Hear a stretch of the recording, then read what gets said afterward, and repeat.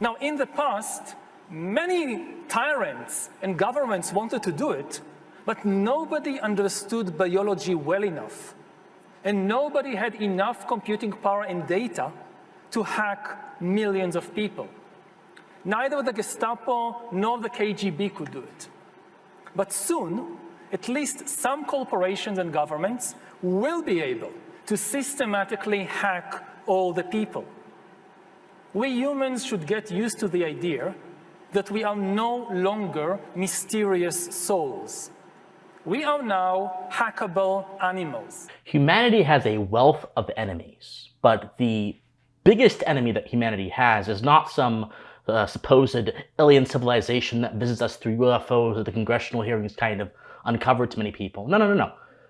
The actual enemies to humanity are flesh and blood humans that look like humans, but in all reality are everything but, given their values and beliefs and how rotten they are. And this collection of people is essentially the World Economic Forum, which is an organization that has been talked about a lot on the internet in political circles and also just generally. It's been a hot spot for a lot of theories about how certain institutions are working in society to reshape society and things of that sort. And many people may even look at this video and just see the word World Economic Forum in the title and immediately say, oh man, this is going to be a conspiracy video. And this is what's happened. This is how the modern mind has devolved into being a haven for mediocrity and not actually challenging the assumptions that are given in society. And this is how human beings remain ignorant and a slave to those who know more than them, who prey on their ignorance by calling everything they don't understand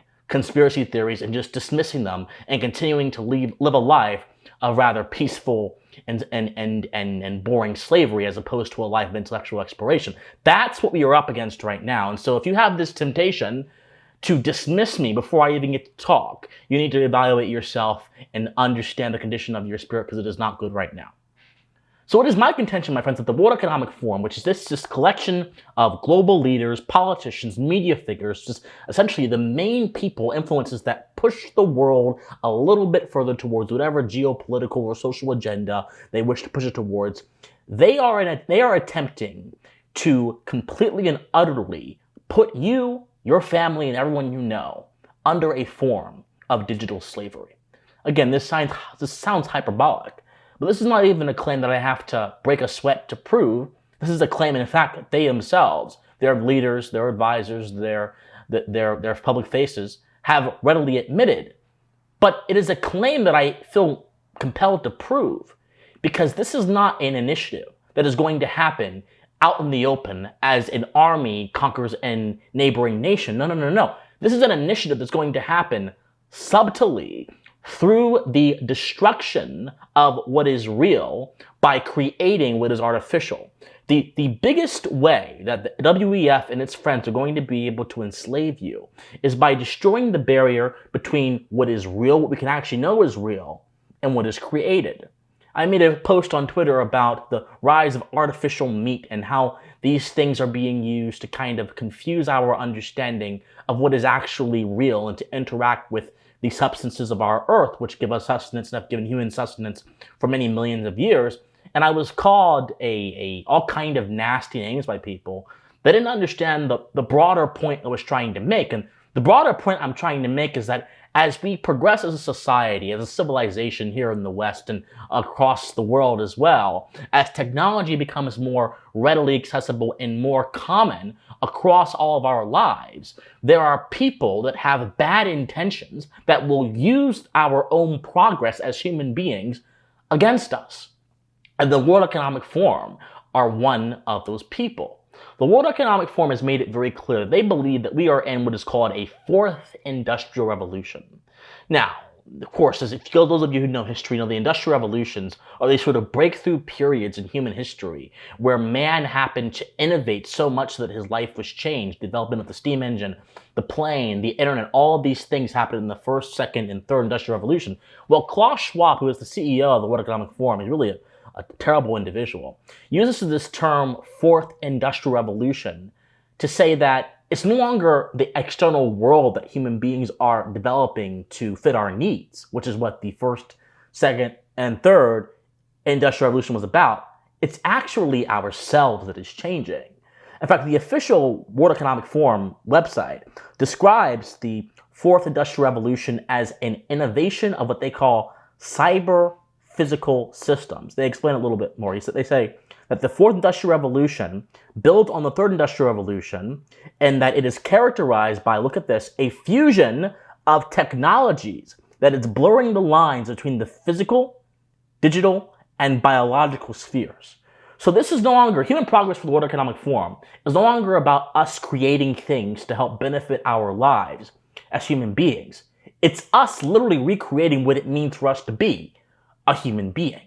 And if they can recreate what it means for you to be a human being, they can also put you in a place where you are no longer seen as a human being. You are instead seen as this digital asset that can be enslaved, that can be directed at their whim. This sounds like a very wild assertion, but stick with me and I promise you it will become clearer as this video goes on. Now, you saw in the beginning of the video, I played a clip from Yuval Noah Harari, who is the sort of brains of the World Economic Forum. He's a very prominent transhumanist figure. For those of you who don't know what transhumanism is a sort of philosophy that says that technology can be used to help us escape the ills, the flaws of the human condition. So cancers, strokes, back pain, things like that, or even old age, dying of old age. The most extreme transhumanists would actually say that transhumanism can be a means for human beings to obtain immortality. Yuval Noah Harari is strictly in that camp, and he is one of the most visible public faces of that. But not only that, but he's also an advisor to Klaus Schwab and a major figure within the World Economic Forum. And he was talking about how humans, we should be comfortable with a society where human beings are hackable. Now, what he means by hackable is that there are ways via the digital medium, the computers, smartphones, whatever digital medium you want to select, smart devices in general, which will eventually become so all-encompassing in our world that they are everywhere, there will be ways for corporations and governments to literally manipulate us to their ends through these digital means, i.e. hacking us. And so we have to understand what these ways are, embrace these ways as a means of defending ourselves. In fact, Harari says just as much, the exact same thing, in a Guardian piece titled The Myth of Freedom, which we'll address in a second. But in order for me to bolster this point, allow me to play a few clips from both Harari and Schwab, the sort of twin heads of evil that seek to drive humanity into a state that is alien to its proper condition. Let me play to you a clip of them talking about exactly everything I've said so far. For 4 billion years, nothing fundamental changed in the basic rules of the game of life. All of life, for 4 billion years, dinosaurs, amoebas, tomatoes, humans, all of life was subject to the laws of natural selection and to the laws of organic biochemistry. But this is now about to change. Science is replacing evolution by natural selection with evolution by intelligent design. Not the intelligent design of some god above the clouds, but our intelligent design and the intelligent design of our clouds, the IBM cloud, the Microsoft cloud. These are the new driving forces of evolution. And at the same time, science may enable life after being confined for 4 billion years to the limited realm of organic compounds. Science may enable life to break out into the inorganic realm. So after 4 billion years of organic life shaped by natural selection, we are entering the era of inorganic life shaped by intelligent design. So does the data about my DNA, my brain, my body, my life, does it belong to me, or to some corporation, or to the government, or perhaps to the human collective? Now hackable animals. You know, the whole idea that humans have, you know, they have this soul or spirit and they have free will and nobody knows what's happening inside me. So whatever I choose, whether in the election or whether in the supermarket, this is my free will, that's over. It's difficult difference of this forced industrial revolution is it doesn't change what you are doing. It changes you. If you take genetic editing, right.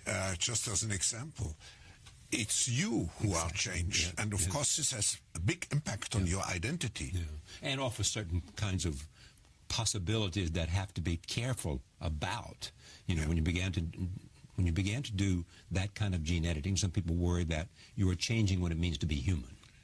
That's the problem. And of course, the new industrial revolution offers us many opportunities, but it raises manifold questions on the ethical, but even legal implications.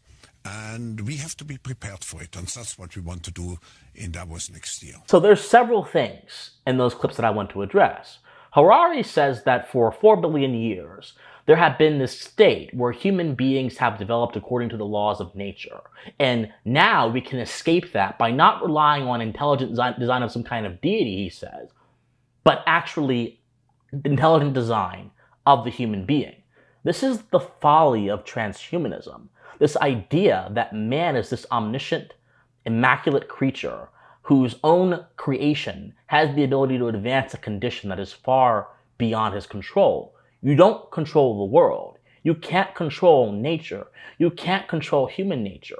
And anything that works against the world or works against nature, which is in effect working against reality, is destined to fail in the worst way possible. When dictators try to centrally plan economies according to their desires, as opposed to allowing human exchange to occur without the coercive interference of their governments, which is the only proper way for an economy to function, by the way, as empirical evidence has shown us, what happens is shortages, diseases, plagues, and eventual collapse of economic systems. Ask Soviet Russia and ask China right before it switched over to a hybrid version between capitalism and communism. They were teetering on a potential destruction, so they switched over, amongst many other reasons as well. They also understood that their economies would never innovate without having the spoils of capitalism on their control. So they made a very hybrid version, different story, different day. But that is a basic law of reality that cannot be disputed.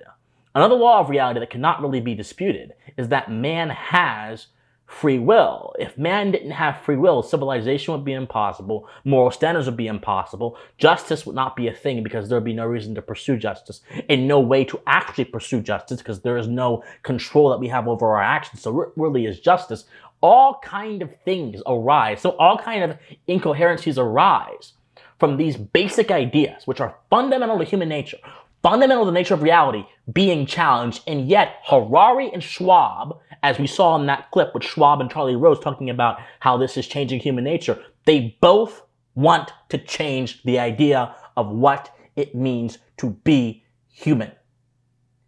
When you can approach any issue without the proper foundations to guide your thinking, you will go to a dead end. You will go towards somewhere that is not good whatsoever. If I were to interact with you as a human being without a respect for you being a human being, there is nothing stopping me from just killing you, from taking your stuff, from vandalizing your stuff, or doing any other absurdities that are only prevented by my moral understanding of what it means to be a human, what it means to have society, and what it means on those two bases to have mutual respect for people. But Harari says in his article in The Guardian titled The Myth of Freedom that the idea of free will is not a scientific reality. Instead, it is a myth inherited from Christian theology. Theologians, he goes on to say, developed the idea of free will to explain why God is right to punish sinners for their bad choices. If our choices aren't made freely, why should God punish or reward us? And then at the end of the article, he says the following. He says, so what do we do about this problem? We need to fight on two fronts simultaneously. We must defend liberal democracy, not only because it has proven to be a more benign form of government than any of its alternatives, but also because it places the fewest limitations on debating the future of humanity. At the same time, we need to question the traditional assumptions of liberalism and develop a political project that is better in line with the scientific realities and technological powers of the 21st century. So liberalism, when he says liberalism, he means a philosophy of government built on individual freedom and built on the idea of free will. Harari, the chief architect, the intellectual architect of the World Economic Forum, wants to move beyond a philosophy of government based on free will, based on the free individual. And he wants to update it to a philosophy that says human beings are not free agents operating in the world, and we can be hacked and controlled and bent to whatever person understands our physiology and our biology more than we do. This vision of humanity is not only impoverished, it is sick, and it is downright evil. It goes against every fact that we have known since the dawn of man, the dawn of civilization. It goes against every fact that we have known that allows civilization to maintain peace and goodwill amongst its people while also maintaining ethics. It goes against everything that has been proven through history, through experience, in almost every civilization to be a necessity of a flourishing life. We know what happens when man is under the boot of a dictator, and we know what happens when man is left to his own devices. The outcomes from those very two different situations are radically different, and one leads to more flourishing, and the other leads to certain death, decay, and destruction, or at least a cap on that potential. And yet Harari is all about it and is pushing it 100% from flawed premises. And the World Economic Forum is crafting plans around this idea that human nature is not set in stone, that man is nothing more than this biological computer, this digital asset waiting to be hacked and moved around according to the whims of some nefarious person that manages to get information about him, and that we should do the same thing to man, hack him to protect him against these bad actors. In fact, Harari says the same exact thing in the article. He literally says that we need to get to learn ourselves as hackable animals, not mysterious souls, not creatures of spiritual value that have meaning beyond our physical shells, which is the assumption that gives birth to so many moral philosophies, but instead as hackable meat shields so that we can then hack ourselves to protect ourselves. He literally says that we should try to use that same technique as a computer uses an antivirus.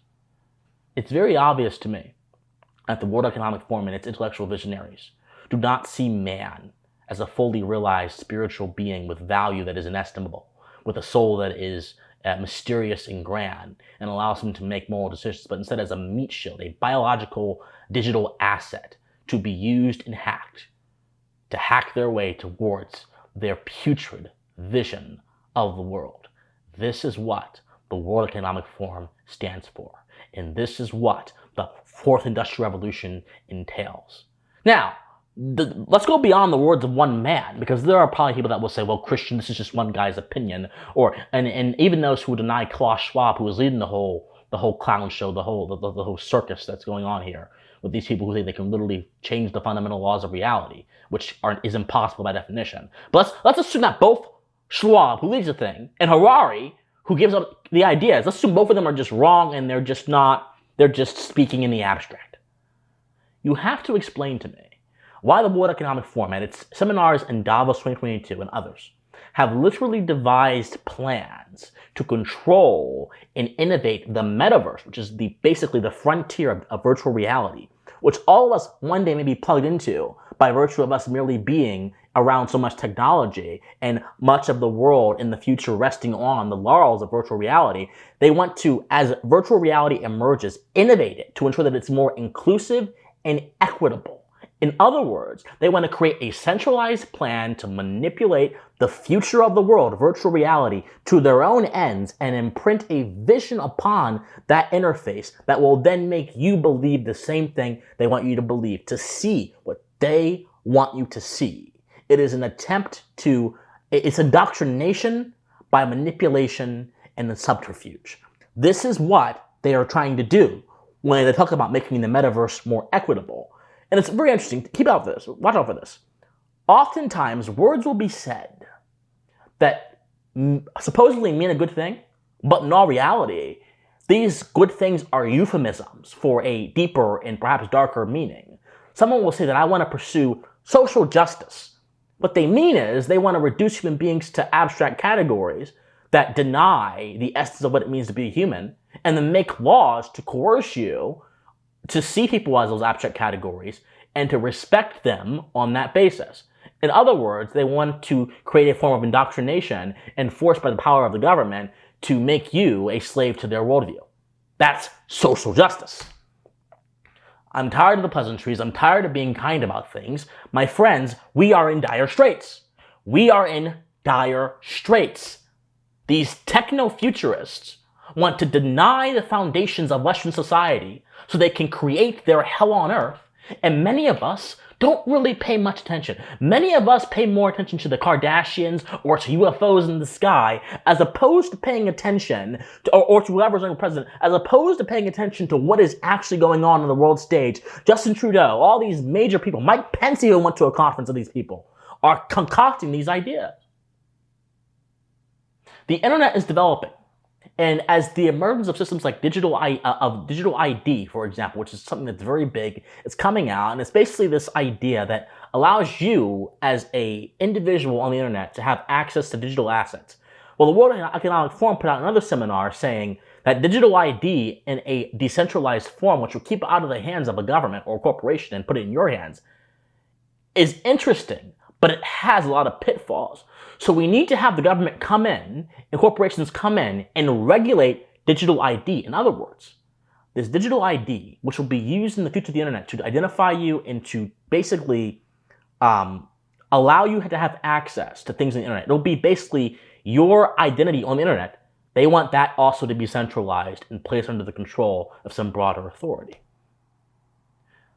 The World Economic Forum and its visionaries want you to have a false view of the world, B, a false view of humanity, and then they want you to submit to their view of humanity and their view of the world, and then as technology progresses and it becomes more of an inseparable part of our lives, they want you to be bound to their vision of the world, not just ideologically, but through every waking moment of your life, from when you wake up to when you go to sleep. This is why they say the fourth industrial revolution is a matter of transcending the boundaries between the biological, the physical, and the social, and the technological. Not because they're trying to be cool sci-fi people with some interesting ideas, but because they literally want to hack you and they literally want to erase your humanity. There is a war on humanity from people who look like humans, but are everything but, as indicated by their actions. My friends, this is serious. And I don't say this to alarm you. I say this because you are literally the future of humanity. If you're an American listening to me, my fellow Americans, we are literally the only country in the West founded on the spiritual value of man, the idea that man has an estimable spiritual value that transcends caste, that transcends skittle system, that transcends your ethnicity, your identity, but it rests in your soul. And that this exists against a backdrop of natural law, unalterable principles of existence, with the force of reality that can allow you, if you use your reason to understand them and your free will to enact them, live a good life. America is the only country on the West founded on those principles. So it is incumbent upon us to be the vanguard, the first line of defense against the techno-futurists who wish to hijack human progress and bend it towards totalitarian ends, against consequentialists and people like Harari, who don't only misunderstand humanity, who hate humanity, who are misanthropes, and seek to destroy us by subverting our understanding of who we are and turning it into some kind of thing that it's not.